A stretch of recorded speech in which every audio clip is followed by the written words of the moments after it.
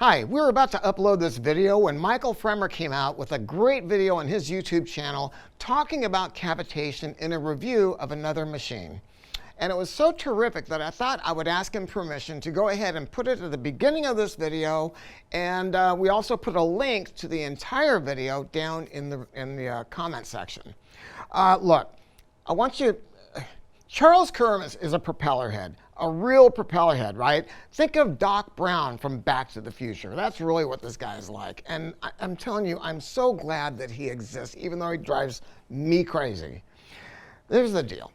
This is what cavitation is. Think of it this way. Think about early microwave ovens, and when you put in a plate of food or something that was frozen, this would get cooked, and this would be frozen. And so it is with some of these record cleaning machines, these restoration machines. They have the wrong size bubbles, but more important is they have uneven cavitation, which means you may have cavitation here, but nothing here. Or maybe only around the outside edge, but not on the inner grooves.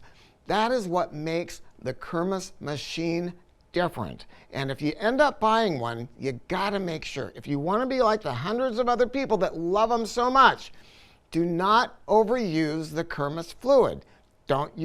Do it the exact way he tells you. Follow the instructions exactly, and you are going to love it. Look at this album, $2.99 at Rhino Records, and it's a great Mott the Hoople. And all it needs is a good restoration, and I'm going to have something that's worth listening to. So watch the video, pay attention. Thanks.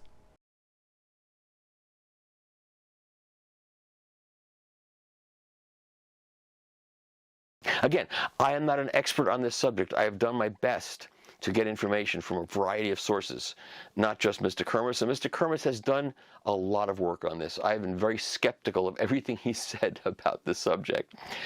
And he has gone to great lengths to prove what he's saying and to counter my skepticism. And he's certainly done that to my satisfaction. Okay?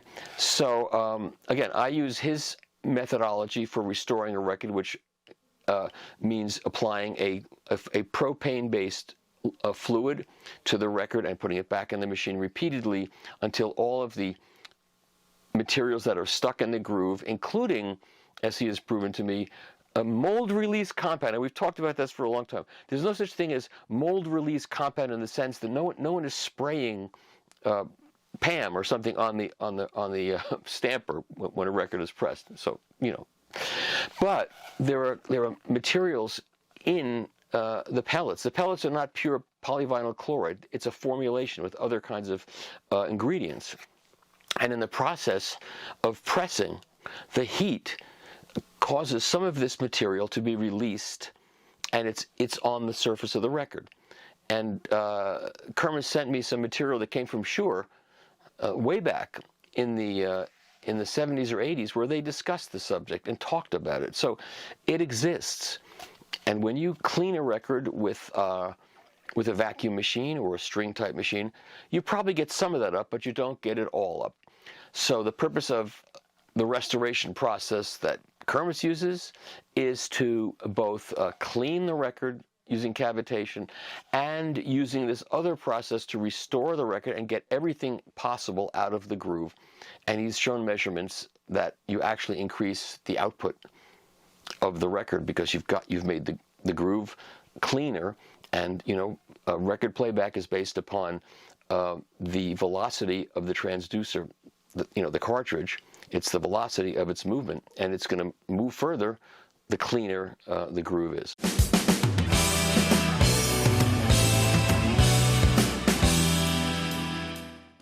Hi, this is Kevin Deal from Upscale Audio, and today I'm here with Charles Kirmuss.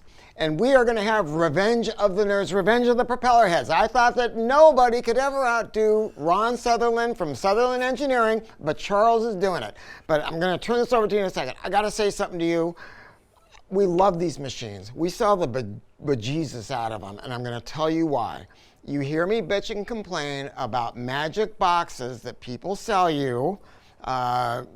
You know, the supposed former nuclear engineer submarine guys that have a box that's supposed to improve the sound of your system and improve this and improve that. And you say, well, how does it work? They go, well, that's proprietary. No, that is not what this is about. And we love it so much for a couple of reasons. Number one, it extends the life of your records, and it extends the life of your stylus, and it makes your records sound so much better. This is not a record cleaning system, it's a restoration system, and that's why I wanted the founder and the designer to tell us how it works. Well, I appreciate your kind words, Kevin, and yes, we are a record groove restoration system. And you've seen the videos that Kevin's made before and how to use the system. What we're going to try to focus is demystify some of the myths that are out there and understand what we're doing to a record. Because we want to hear the record and we want the longevity of our stylus. So, first of all, I'd like to just talk about how a record is made. Records are made basically out of PVC, clear. There's a carbon element that's being put into PVC that acts as a reducer of the coefficient of friction of your needle and the record groove, along with stabilizers, plasticizer, liquefiers, into a biscuit or a hockey puck in Canada. And here's a stamper, so this is side A. And at the pressing plant, which is press, there is a label that falls on this, which is side A. The biscuit falls on top. And then afterwards, we have side B with the label already on the top here, now seeing pressure and heat applied. And in about 3 minutes, what happens is a record pops out at about 185 degrees. Now, this is a record that has not been trimmed. It's been taken out of the press just to show you the excess plastic that's squeezed out of that biscuit. So, why does the record pop out of the press? Why, when you buy a brand new record, you hear pops? Well, back in 1977, the Shure brothers came out with their famous V15 Mark IV. I still have one on my Technics SL1200. It was a standard of the industry, and dealers and audiophiles alike asked, Sure, we have a problem. We see something on the needle. Is the needle deteriorating? Is it picking up something? So in 77, the Shure brothers did an extensive survey and testing and found out that there is a pressing oil that comes out of this biscuit that allows the record to come out. Otherwise, the record would be stuck in the machine. So at the same time when this problem occurred, you now saw the emergence of various cleaning solutions, cleaning machines. Remember the little spin doctors and whatever? The Shure brothers could not remove that pressing oil in any of their testing. In fact, the cleaning agents applied a film onto the record and hiding dust. And long story short, they ended up selling you a brush that you attached on their tone arm. So going back to this pressing oil, how many of you out there have bought a brand new record and hear a pop? And then you hear a couple of more pops the more times you play the record. Well, what happens is that pressing oil with that hot record sees dust land onto the record and it gets micro-welded into the groove. And that is now permanently in your groove. Yes, you may buy a cleaning system or cleaning solutions, and you may say, oh, well, I don't hear the pop anymore. It's because you've created more, if you want, coatings on there, because all of these systems either air or vacuum dry records. So let's kind of jump to understand what we're doing here. So this is an ultrasonic. We're using 35 kilohertz as a base frequency. And what we want to do, though, is we want to have even ultrasonic cavitation from the edge of the record to the dead wax area. So what happens is we do two things. We need to space the records properly so that we have the full effect of cavitation, but also that 35 kilohertz signal that we're generating creates bubbles that rise, that implode, that do not hit the record. They bring as a vacuum materials outside of the record to be drawn out of the grooves. First, obviously, the films left over from other processes. And the way we do that is not putting this in the machine and letting it sit there for 5 minutes with a green light with water or solvent in here, because a record and the water, with or without a solvent or cleaning agent, has the same electrical charge. So if you played with magnets, when you were in school, your grandkids, you'll know that opposites basically attract, positive and negative, but negative, negative, south and south, positive and positive, they all repel each other. So in our process, we apply a spray onto the record that changes the charge of the record. We put it into the machine, either 2 or 5 minute cycles, and unfortunately, as the record spins, we lose that charge. So now we don't attract that cavitation anymore. So the record has to come out, we reapply the charge, put it back into the machine. So over these cycles, what we're doing is we're first removing films left over from other cleaning processes that were air or vacuum dried. And then what we do is we remove that release agent. So when the records are processed, typically 4 or 5 minute cycles, or a total of 18, depending on the stage of the record, and we tell you what, we've now removed that release agent. So now we offer you 1.3 decibel gain over floor minimum, 3 to 4 dB gain over floor for records of vintage and provenance unknown. How do we know this? Well, here's a picture of a record groove where we have a piece of dust that's been cemented into that release agent, and every time we play that same spot, we hear a pop.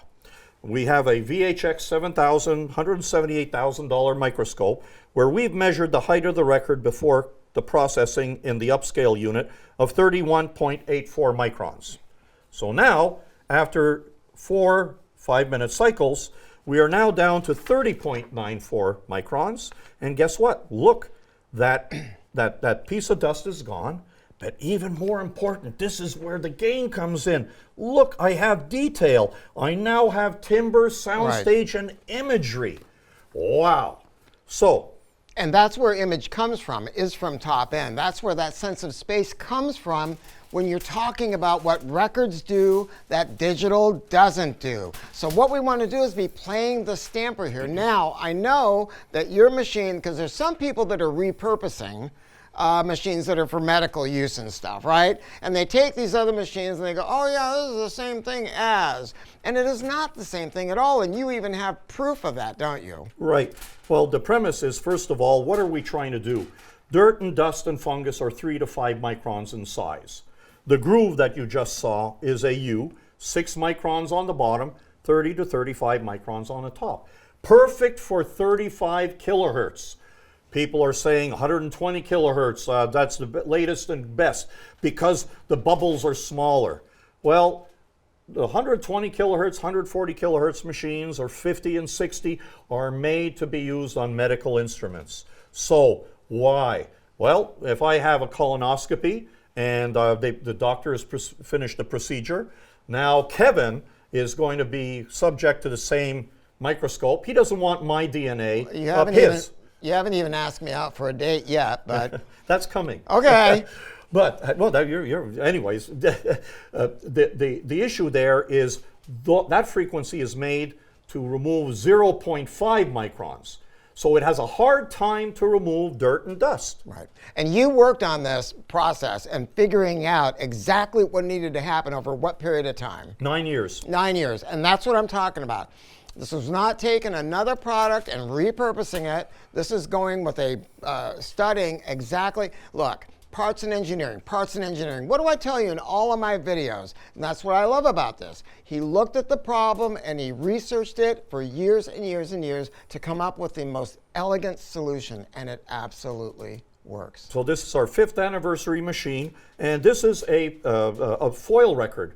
Everyone uses aluminum foil to test ultrasonics. So to prove that we have nice 35 kilohertz with that 70 kilohertz resonance, here we have even, on a 78, even coverage from the edge of the record to the dead wax area, both sides, no matter where the records are placed in the machine. Conversely, here is one of those skewered systems where you put 12 records in a like-size 6-liter bath. You will see areas of no cavitation, right. no cavitation, no cavitation, high energy, uneven depending where you are. So Mike Fremer in August of 2022 in his analog corner in Stereophile said, well, you know what? I don't know so much about you know, the foil and whatever. But having said that, he's a testament to saying that most of the systems that are outside, that are sold in the market as ultrasonics, are bubblers. They coat the record. Remember, a record process comes out dry. Wobble it, put it on our workstation, very few droplets of water. No air or vacuum drying. So in September, again for Mr. Fremmer, I bought $28,000 of equipment to test and prove what we're doing is right. Cavitation meter, this is a ultrasonic energy meter, and in using the Upscale cover, we then put all the records in, we then drop in the cavitation meter, and guess what? We have cavitation even from bottom to top. Try that on any other sonic machine, guess what? No foil dimpling, no ultrasonic energy. So they're bubblers, they do nothing to your record.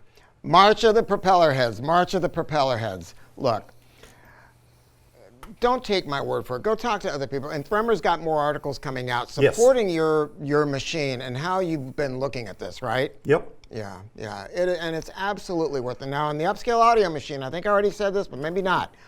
I just thought, oh my God, this is such a bitchin' machine, but most of our customers are not doing 10-inch records, right? So instead of 2 LPs and a 10-inch and a 7-inch, no, we're doing 3 LPs and then a 7-inch. And that's going to speed up the process for you while not losing any of the effectiveness. We wanted to do something that was common sense. So that's what the Upscale audio machine is all about. Yep, and once the record's been processed, you don't have to go through this process again. Yeah. If you get your finger oils on here, you know, maybe once every 2, 3, 4 years, a 5-minute cycle, but it's being restored. There's nothing else to strip out. And it gives you the best bang for your dollar. I mean, where else can you get extra game, imagery, and timbre out of any component?